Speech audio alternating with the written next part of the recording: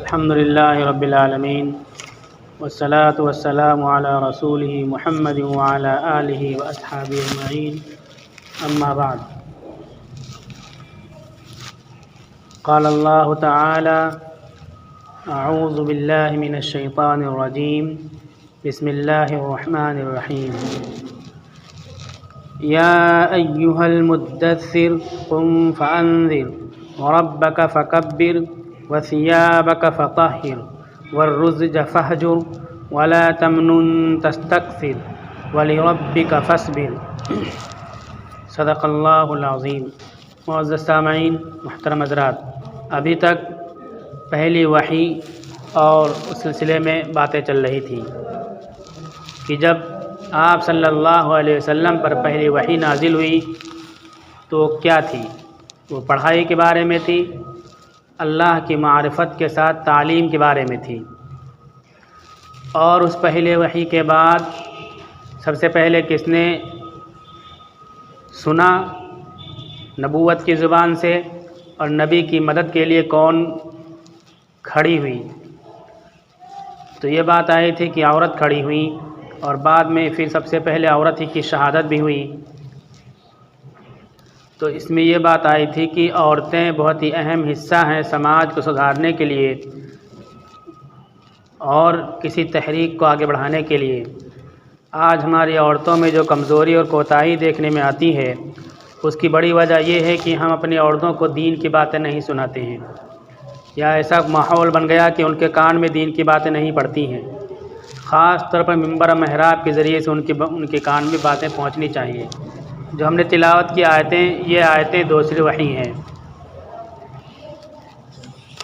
ان کا ترجمہ یہ ہے: اے نبی، اے کمبل اوڑھنے والے، قم فانذر، کھڑے ہو اور ڈراؤ لوگوں کو، وربک فکبر، اور اپنے پروردگار کی بڑائی بیان کرو، وثیابک فطہر، اور اپنے کپڑوں کو صاف رکھو، والرزج فاہجر، اور گندگی اور بت کو تم پھینک دو، چھوڑ دو، ولا تمنن تستکثر، اور کسی کے ساتھ احسان کر کے زیادہ بدلہ مت لو، زیادہ بدلہ لینے کے لیے، معاوضہ لینے کے لیے کسی پر احسان نہ کرو، وَلِرَبِّكَ فَاصْبِرْ، اور اپنے پروردگار کے لیے آپ صبر کیجیے۔ یہ آیتیں نازل ہوئیں۔ ان آیتوں میں 5 پیغامات اور 5 مقاصد اور ذمہ داریوں کے بارے میں آپ صلی اللہ علیہ وسلم کو ہدایت فرمائی گئی ہے، اور اب وہ ذمہ داریاں امت کی ہیں۔ پہلی یہ کہ نافرمانوں کو انجام بد سے ڈرانا، جو اللہ کی نافرمانی اور معصیت کرتے ہیں ان کو برے انجام سے ڈرایا جائے، کہ کفر، اللہ کا انکار، اللہ سے بغاوت انسان کو دوزخ میں لے جانے والی ہے، پہلی ذمہ داری۔ دوسری، اللہ کی کبریائی بیان کی جائے، بڑائی اللہ کی بیان کی جائے۔ تیسرے، معاشرے کے ہر فرد کے اعتقاد کو، اخلاق کو ظاہر و باطن ہر لحاظ سے گندگیوں سے پاک کیا جائے۔ چوتھے یہ کہ بے لوث و بے غرض دعوت و خدمت کی جائے۔ بے لوث، کسی کو ہم دین کی دعوت دیں، دین کی طرف بلائیں، تو اس کا مقصد یہ نہ ہو کہ یہ بہت بڑے مولانا صاحب ہیں، بہت بڑے ذمہ دار ہیں، بہت بڑے امیر صاحب ہیں، اپنی پہچان اور اپنی امیج بنانا مقصد نہ ہو۔ اور اسی طرح سے کسی کے ساتھ ہم احسان کریں، کسی کی مدد کریں، کسی کا تعاون کریں، تو اس تعاون کا بدلہ لینے کی سوچ نہ ہو کہ ہم ایک غریب کی مدد کر رہے ہیں تو غریب ہمارے یہاں کے مزدوری کرے گا، ہم کو سیٹھ صاحب کہے گا، ہم کو حاجی صاحب کہنے لگے۔ یہ مقصد نہ ہو۔ اللہ کی رضا کے لیے لوگوں کو دین کی طرف بلائیں، اللہ کی رضا کے لیے لوگوں کی خدمت کریں، لوگوں کا تعاون کریں، لوگوں کے ساتھ احسان کریں۔ وَلِرَبِّكَ فَاصْبِرْ، اور اپنے پروردگار کے لیے صبر کریں، راہ خدا کی مصیبتوں پر صبر کریں۔ یہ چیزیں پہلی آیتوں میں پڑھنے کے لیے کہا گیا، اب مقاصد بیان کیے جا رہے ہیں کہ یہ مقصد ہے تمہاری زندگی کا، تمہارا یہ نصب العین، تمہارا یہ ادیش ہے۔ جب یہ ذمہ داری آپ صلی اللہ علیہ وسلم کو تفویض کی گئی تو جو سب سے پہلے ایمان لانے والے لوگ تھے ان میں سب سے پہلی آپ کی بیوی حضرت خدیجہ رضی اللہ تعالی عنہا تھی، اور مردوں میں آزاد مردوں میں حضرت ابوبکر صدیق رضی اللہ تعالی عنہ تھے، اور غلاموں میں حضرت زید بن حارثہ رضی اللہ تعالی عنہ تھے، اور بچوں میں حضرت علی بن ابی طالب،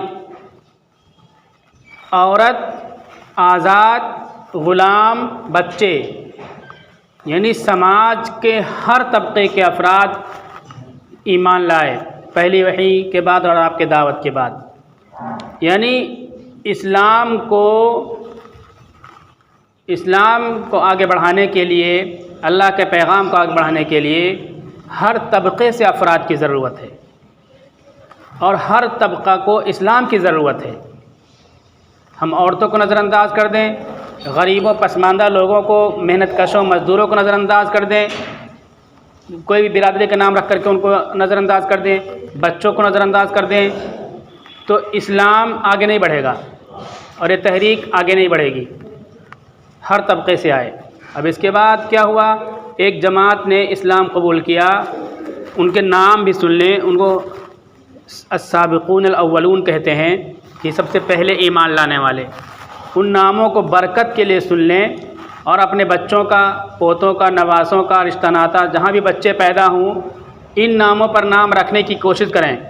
ناموں کے سلسلے میں سب سے پسندیدہ نام یہ عبداللہ، عبد الرحمن، محمد، احمد، حارث، حمام، آپ نے فرمایا کہ ایسے نام اللہ کو زیادہ پسندیدہ ہیں، اور دوسرے جو غلط معنی ہوتے ہیں وہ ناپسندیدہ ہیں۔ تو علامہ گوگل سے نام نہ سرچ کیا کریں اور نیا نام رکھنے کی فکر نہ کریں، یہ نام رکھیں۔ اور جو سب سے پہلے رسول اللہ صلی اللہ علیہ وسلم کے ہاتھ پر جن لوگوں نے ایمان قبول کیا، قرآن میں ان کی تعریف و ستائش آئی ہے اور ان کے لیے جنت کی بشارتیں ہیں، ان لوگوں کے ناموں پر اپنے بچوں کا نام رکھا کریں۔ وہ جو پہلے لوگ ایمان لائے کون تھے؟ حضرت طلحہ، حضرت زبیر، حضرت عثمان، حضرت عبد الرحمن ابن عوف، خالد ابن سعید، سعد ابن وقاص، خباب ابن ارت، حضرت بلال حبشی، صہیب رومی، مصعب ابن عمیر، سعید ابن زید، ارقم ابن ابی ارقم، عبداللہ ابن مسعود، حضرت جعفر ابن ابی طالب، ابو عبیدہ ابن الجراح، ابو سلمہ ابن عبد الاسد، عثمان ابن مظعون، ابو عبیدہ ابن حارث، اتنے لوگوں نے اسلام قبول کیا۔ رسول اللہ صلی اللہ علیہ وسلم کے دست پر ایمان قبول کرنے کے بعد حضرت ابوبکر صدیق رضی اللہ تعالیٰ عنہ، بعض لوگ بیان کرتے ہیں کہ گھر جانے سے پہلے اپنے رفقا کے پاس، ملنے جلنے والوں کے پاس گئے اور ان کو اسلام کی دعوت دی، ایمان کی دعوت دی۔ جو نام لیا ان میں اکثر انہی لوگوں کے نام ہیں، اور ان سب نے اسلام قبول کر لیا، اور پھر ان سب کو لے کر کے رسول اللہ صلی اللہ علیہ وسلم کے پاس حاضر ہوئے۔ اس سے سمجھ میں آتا ہے کہ مسلمان کی ذمہ داری یہ ہے، بڑی ذمہ داری یہ ہے کہ اب اس نے اسلام کا پیغام سنا، اسلام قبول کیا، تو اب فوراً دوسروں تک پہنچائے اور دوسروں کو دین میں، ایمان میں، اسلام میں لانے کی فکر کرے۔ اپنے گھر، مکان، دکان سے زیادہ اہم یہ ہے کہ دوسروں کو اسلام میں داخل کرے اور اسلام کی طرف بلائے۔ گھر جانے سے پہلے ان لوگوں کے پاس گئے اور اتنے لوگوں نے اسلام قبول کر لیا۔ رسول اللہ صلی اللہ علیہ وسلم کے پاس سب کو لے کر کے حاضر ہوئے تو اس پر ایک آیت نازل ہوئی، سعد بن ابی وقاص، بعض مفسرین کہتے ہیں ان کے بارے میں، ان کی ماں کے بارے میں، وَاتَّبِعْ سَبِيلَ مَنْ أَنَابَ إِلَيَّ، آپ اس شخص کی پیروی کیجئے جو میری طرف رجوع کرتا ہے۔ نبی موجود ہیں، نبی کے موجود ہوتے ہوئے اللہ تعالی حکم نازل فرما رہے ہیں کہ جو میری طرف رجوع کرنے والا ہے آپ اس کی پیروی کیجئے۔ بہت سے نادان ناسمجھ لوگ یہ کہتے ہیں کہ نبی کے ہوتے ہوئے ہم علماء کی بات کیوں مانیں، ہم فقہ کو کیوں مانیں، ائمہ اربع اور دوسرے ائمہ کی بات کیوں مانیں۔ دوسروں کی بات ماننا شرک ہے، کفر ہے۔ ایسی ناسمجھی نادانی کی باتیں کہتے ہیں۔ دیکھنے بہت خوبصورت بات ہے یہ، لیکن آگے یہ بات بھول جاتے ہیں کہ علماء کی پیروی اس لیے نہیں ہوتی ہے کہ یہ خود ایک شریعت والے ہیں، بلکہ اس لیے ہوتی ہے کہ شریعت اللہ کے حکموں، اللہ کے نبی کے حکموں کو بیان کرنے والے، اس کو ایکسپلین کرنے والے یہ ہیں، اس لیے ان کی پیروی کی جاتی ہے۔ اللہ تعالیٰ کہتے ہیں کہ جو اللہ کی طرف رجوع کرنے والا ہو اس کی تم پیروی کرو، اس کی تم اتباع کرو۔ اللہ تو ایک طرف حکم دیتے ہیں، نبی کے ہوتے ہوئے بھی حضرت ابوبکر صدیق کی پیروی کا حکم دیا جا رہا ہے۔ دوسری طرف نادان ناسمجھ ہندی اردو کے پرچے جیب میں رکھ کر کے شرک شرک کا خواہ کا نعرہ لگاتے پھرتے ہیں۔ علامہ ابن تیمیہ رحمۃ اللہ علیہ اس آیت کے سلسلے میں لکھتے ہیں کہ یہی مراد ہے کہ جو بھی اللہ کی طرف رجوع کرنے والا ہوگا، اللہ سے رشتہ لگانے والا ہوگا، اس کی پیروی کرنے کا حکم دیا جا رہا ہے۔ علامہ ابن تیمیہ کو بھی وہ لوگ بڑا مانتے ہیں اور بڑے ہیں بھی، لیکن ان کی بہت سی باتوں کو لے کر کے اس طرح فتنہ پھیلاتے ہیں۔ تو جو بھی اللہ کے دین کی طرف بلانے والا ہو، اللہ کی طرف رجوع کرنے والا ہو، اس کی اتباع کرنا شرک نہیں ہے، اس کی اتباع کرنا ہدایت ہے، قرآن پر عمل ہے۔ اتنے لوگوں نے اسلام قبول کیا اور اب ذمہ داری بھی بتلا دی گئی۔ 5 ذمہ داریاں میں نے بتائیں۔ ان ذمہ داریوں کی ادائیگی کی صورت کیا ہوگی؟ بہت زیادہ عداوتیں ہیں، دشمنیاں ہیں، راستے بند ہیں، تو کیا ہوا؟ ہوم بیسڈ ایجوکیشن سسٹم شروع کر دیا۔ گھر میں تعلیم و تربیت اور تبلیغ کا نظام، منصوبہ، یہ سب کام ہونے لگا۔ حضرت ارقم رضی اللہ تعالیٰ عنہ کا مکان تھا، اس مکان میں آپ صلی اللہ علیہ وسلم تعلیم و تربیت کا نظام چلا رہے تھے، اور ایک الگ الگ گھروں میں بھی جانکار کو بھیجتے تھے۔ مثلا حضرت زید جو حضرت عمر کے سگے بہنوئی تھے، ان کی بہن فاطمہ ان سے منسوب تھی، وہاں گھر میں چھپ کر کے حضرت خباب بن ارت رضی اللہ تعالیٰ عنہ قرآن پڑھاتے تھے۔ اسی طرح اور بھی مثالیں ہیں۔ تو جب حالات ناموافق ہوں، ابتدائی دور ہو، تو یہ راستہ، یہ صورت بتلائی گئی۔ اسی سے جو تبلیغی جماعت کے احباب خانگی تعلیم کہتے ہیں، اس سے اہمیت معلوم ہوتی ہے کہ کم سے کم گھر میں تو ہمارے پاس جگہ موجود ہے، ہم کو گھر میں تو سکون ہے۔ گھر میں کون ہم کو روکنے والا ہے کہ اللہ کی بات نہ سنو، اللہ کے نبی کی بات نہ سنو؟ گھر کی تعلیم تو ہم کو شروع کرنا چاہیے۔ زیادہ 10 منٹ، 15 منٹ، آدھا گھنٹہ، 1 گھنٹہ گھر میں ہم دین کی باتیں سن لیا کریں، تو وہ مکہ کا ابتدائی دور، نبوت کا ابتدائی دور، جو آزمائش کا دور تھا، اور اس دور میں جو لوگ ایمان سے مشرف باسلام ہوئے، مشرف ہوئے، بہرمند اور محظوظ ہوئے، گھر کی تعلیم سے رشتہ جا کر کے وہاں سے جڑ جائے گا۔ جو لوگ گھروں کی تعلیم کریں گے، گھروں میں دین کی باتیں، دین کا چرچا کریں گے، اور پھر حالات بدلیں گے، صورت، سماج، معاشرہ سب تبدیل ہوگا۔ گھر ہی سے انسان نکلتے ہیں، افراد نکلتے ہیں۔ فوج کیسے بنتی ہے؟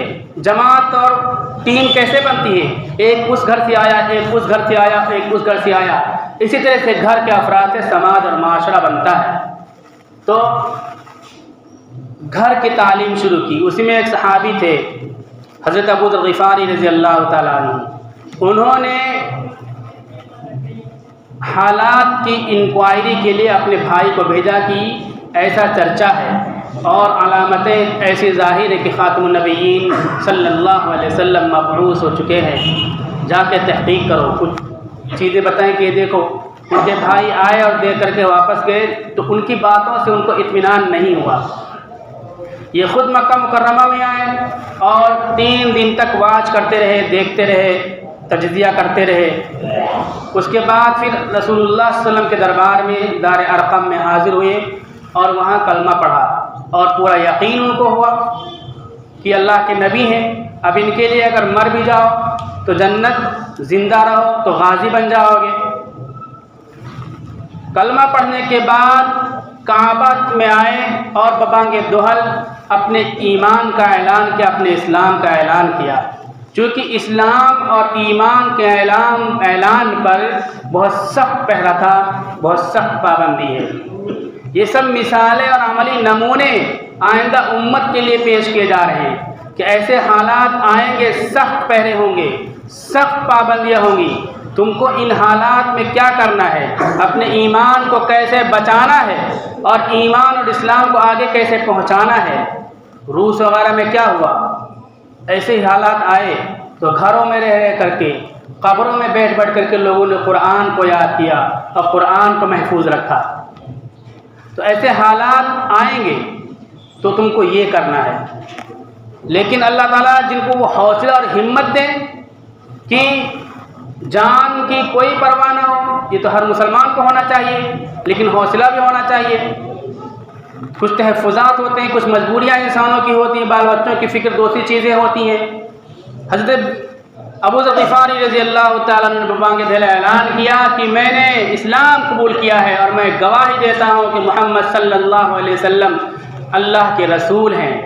تو لوگوں نے مارنا شروع کیا، بہت مارا، بے ہوش ہو گئے، پھر چھوڑ دیا، پھر دوسرے دن اعلان کیا، پھر مارا، پھر تیسرے دن اعلان کیا، پھر مارا۔ تو کچھ لوگوں نے کہا کہ فلاں قبیلے کے ہیں، یہ قبیلہ غفار کے، اگر یہ مر گئے تو پورا قبیلہ ہمارے خلاف کھڑا ہو جائے گا اور راشن وغیرہ سب مسئلہ کھڑا ہو جائے گا۔ اس طرح سے ایک جان نے اپنے وجود کو خطرے میں ڈال کر کے فتنوں کو روکا اور فتنوں کو اپنے اوپر برداشت کیا۔ ابتدائی دور کی بات تھی۔ ہماری آپ کی بھی ذمہ داری ہے کہ حالات کا، زمانے کا اور دوسرے لوگوں کے سلسلے میں شکوہ شکایت کرنے کا سلسلہ موقوف کریں، اور جو کرنے کا کام ہے وہ کام کریں۔ کرنے کا کام یہ ہے کہ رات و دن دین کا چرچا ہمارے گھروں میں ہو، اگر ہم باہر نہیں کر سکتے ہیں تو، اور اگر باہر کر سکتے ہیں، باہر موقع ہے تو باہر دین کا چرچا ہو، دین کی تبلیغ ہو، دین کی اشاعت ہو۔ اب حضرت ابوبکر صدیق کی تازہ مثال یہی ہے کہ دیکھیں کلمہ پڑھتے اللہ کے نبی صلی اللہ علیہ وسلم کے ہاتھ پر، آگے جاتے ہیں تو گھر جانے سے پہلے لوگوں کو اسلام میں داخل کرتے ہیں، ان کو لے کے اللہ کے نبی کے دربار میں حاضر ہو جاتے ہیں۔ ہم اور آپ دیکھیں اور سنیں، جلسوں میں جاتے ہیں، مسجدوں میں دین کی بات سنتے ہیں، کتنے لوگوں کو دین کی بات بتاتے ہیں، کتنے لوگوں کو غلط کاموں سے روکتے ہیں، کتنے لوگوں کو نیک کام کی تلقین کرتے ہیں اور ان کو آمادہ تیار کرتے ہیں۔ کتنے ہم نے اصل اپنے نصب العین، اپنے ادیش کو چھوڑ دیا، جو ٹریک تھا اس امت کا، اس ٹریک سے ہم ہٹ گئے۔ جینا، کمانا، کھانا یہ جانور بھی کرتے ہیں۔ مسلمان کشتی دریا میں اتارتا ہے اور سفر کرتا ہے۔ کشتی دریا میں پانی کے اوپر چلتی ہے، کشتی میں اگر پانی ڈال لے تو کشتی ڈوب جائے گی۔ اگر دعوت کا کام امت چھوڑ دے اور مسلمان چھوڑ دے تو ان کو ڈوبنے سے کوئی نہیں بچا سکتا، لیکن اگر دعوت کرتے رہیں گے تو نامستعد حالات میں اللہ تعالیٰ فتوحات کے دروازے کھولیں گے اور راستے کھولیں گے۔ بے شمار مثالیں، ابراہیم علیہ السلام اپنے وطن سے نکالے جاتے ہیں، دوسرے مقام پہ جاتے ہیں، راستے میں بادشاہ، ظالم بادشاہ ہے، ظلم کرنا چاہتا ہے، لیکن ہوتا ہے کہ اس کی بیٹی سے شادی ہو جاتی ہے، ہاجرہ ظالم بادشاہ کی بیٹی شادی ہو جاتی ہے۔ یوسف علیہ السلام دعوت کے راستے میں چلتے ہیں، اندھے کنویں میں ہوتے ہیں، بازار میں بکتے ہیں، تہمت لگتی ہے، جیل میں جاتے ہیں، لیکن تخت شاہی ان کو مل جاتی ہے۔ تو اس طرح سے فتوحات کے راستے دعوت کے ذریعے سے کھلتے ہیں۔ وقت ختم ہو گیا، لیکن ان 5 باتوں کو پھر میں بتاتا ہوں کہ دوسری وحی آپ صلی اللہ علیہ وسلم پر نازل ہوئی، اس میں 5 ذمہ داریاں اور مقاصد بتلائے گئے۔ وہ آج ہماری ذمہ داری ہے کہ ہم ان 5 ذمہ داریوں کو ادا کریں۔ پہلی بات یہ کہ نافرمانوں کو برے انجام سے ڈرائیں، اللہ کے نافرمانوں کو، ان کو دوزخ سے ڈرائیں۔ دوسری چیز اللہ کی کبریائی بیان کریں۔ تیسری بات معاشرے کے ہر فرد کو عقیدہ، عمل، اخلاق، ظاہری باطنی گندگیوں سے پاک کریں۔ اور چوتھی بات بے لوث بغیر کے لوگوں کو دین کی طرف بلائیں، ان کی خدمت کرتے رہیں۔ اور 5ویں بات خدا کے راستے میں جتنی مصیبتیں آئیں اس پر صبر کریں۔